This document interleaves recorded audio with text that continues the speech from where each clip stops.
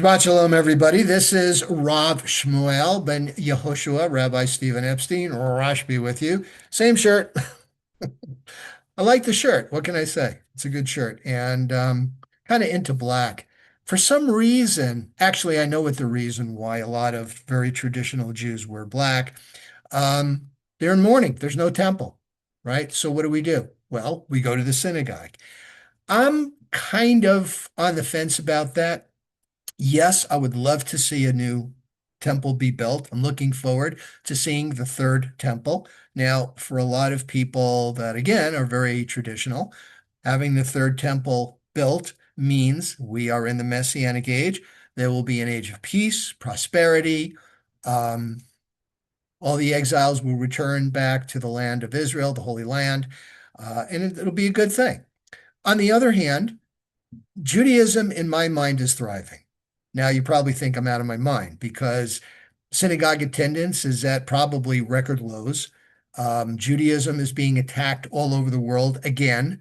So, how is this a great time? Well, simple. We're winning because Judaism is still prospering, because those of us that still cling, right? That's the word religious, religiere, to cling to Judaism, I believe are thriving. We've got that spirituality, we have that feeling of honor and dedication, and there it is.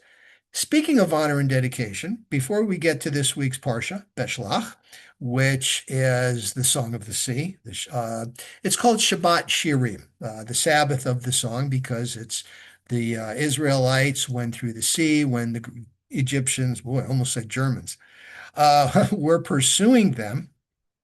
The sea opened, the ground hardened, they walked through. Egypt tried to follow after the pillow of fire was taken away, and they followed, and bam, they got drowned. So there it is. And of course, once they got to the other side, saw that the Egyptian special forces were defeated, they sang that beautiful song that we repeat, and that was the only time during Torah reading that we stand. We do not stand for the Ten Commandments, believe it or not, but we do stand for the Song of the Sea. So, why did I mention Germany? Well, just saw the movie Judgment at Nuremberg, the new one. It's not a remake of the 1961 version, which really focused on the judges. Rather, it focused on the relationship between a psychiatrist played by Rami Malek and Himmler, who was played by Russell Crowe. And if this movie and the actors don't get Oscars, there's definitely a crime going on in Hollywood, folks. It was a wonderful movie. I will warn you, there are some very graphic scenes in that movie. When I say graphic, I mean they show you films of the Holocaust after, when the camps were liberated and the bodies.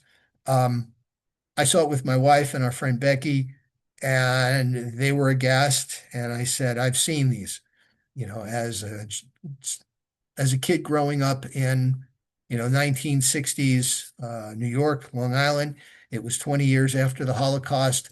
When we became of age, 11 or so, they started showing us then films and said, never again.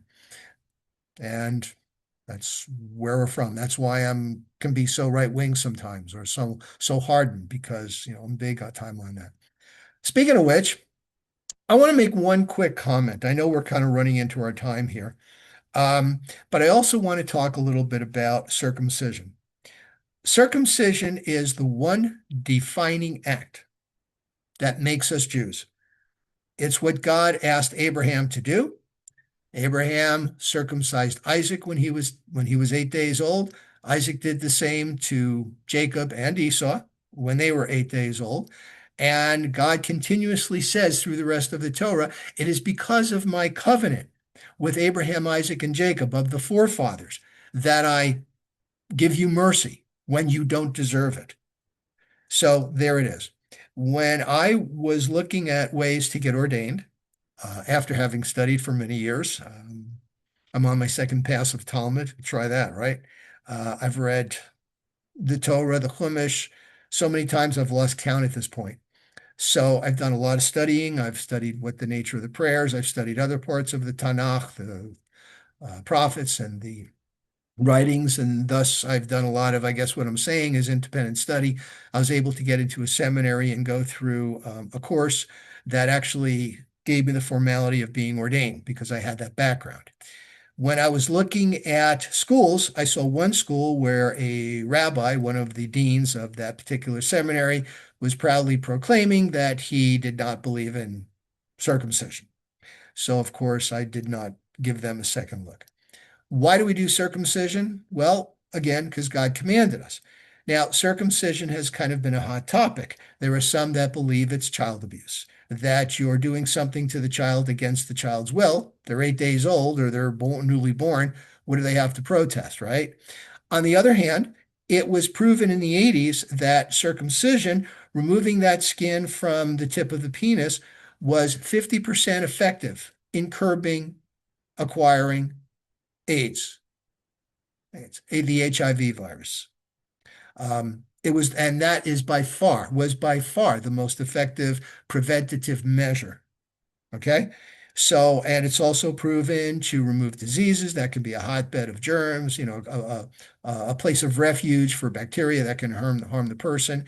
So there have been proof and studies that show that it is medically a very favorable thing to do. So, and it doesn't really affect the person, the man. So there it is. Okay. Enough of my going on. Let's talk about Beshalach. So again, Moses is taking everybody out, not everybody. There were some Jews that remained in Egypt. There were. There's about 2.5 million people, 2 million Israelites, and about 500,000 of the Erev Ra, kind of the rabble that accompanied them in the confusion. These were political prisoners, people that didn't want to be part of Egypt. They were made, whatever they were. Okay. And we have been slaves. We have been under the task of the burdens for about 100, 113, 118 years, something like that. So the people were not used to freedom, but they relished it anyway on the first blush, and they left. So they're going, and they get to the sea, as we discuss as we read in our first triennial cycle this year. And of course, it is meant to include the Song of the Sea. And they come to the shore. And Pharaoh, of course, has his turnabout. People are saying, wow, you let all these slaves go. How's it going to make you look? There's our source of labor. Um, I don't know if it was such a source of labor because it was really the Israelites were made to work to kill him, to break under their burden is what the Torah says. So there wasn't anything productive going on, and they didn't want them to do anything productive that, they'd be motivated by pride, like, wow, look at what we did. Isn't this wonderful? We built this thing, and they didn't want them to feel it, feel that. Right? It's the same reason why prisoners, chain gangs, what did they do? They went out, they dug holes, they filled them up, no purpose other than to punish you, to break you under the burden. Okay. Um, so they were freed, and there was a turnabout, and Pharaoh had to change a heart. He was not through hardening his heart, right? Remember, the first 5 plagues, he hardened his heart. The next 5 plagues, God said, okay, if this is what you want, I'm going to do it. Those who pursue righteousness are given a path. Those who that pursue evil are shown the way. Well, Pharaoh was shown the way. And after being broken by the death of the firstborn, he had a change of heart. He felt resentful. He hated what happened. So he takes 300 of his soldiers and off he goes. Which is interesting because Rashi, the Chumash that I'm reading this year, he says, where the horses come from. I thought that all the animals were killed in the cattle disease and the animal disease, but apparently either they had those on reserve somewhere or they took them from the Israelites whose animals did not get killed in that animal plague or whatever it was, right? Or the hail. But off they came, and they come to the shore of the sea. And there's a pillar of cloud, pillar of fire that is holding them back. God says, okay, Moses, take your staff, smack the sea. The sea reeds. Rashi says suf means reed. And Sea parted, ground hardened, so they could walk through. And how did that happen? The Midrash, the folk tale that comes up, was Nachshon ben Aminadab, who was the prince, the head of the tribe of Judah, was the first to walk in. He walked in, it got up to his chest, his neck, his mouth, depending on who you listen to. And that's when that act of faith opened the sea.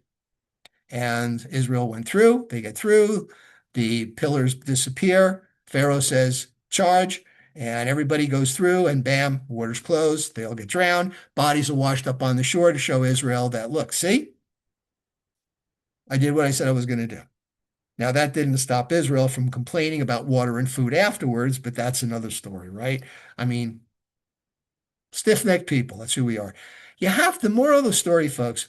Somebody shows you something and they show you they can be trusted. That's what God did. He didn't say, just take my word for it. God showed us. So we know that God is true to his or her word.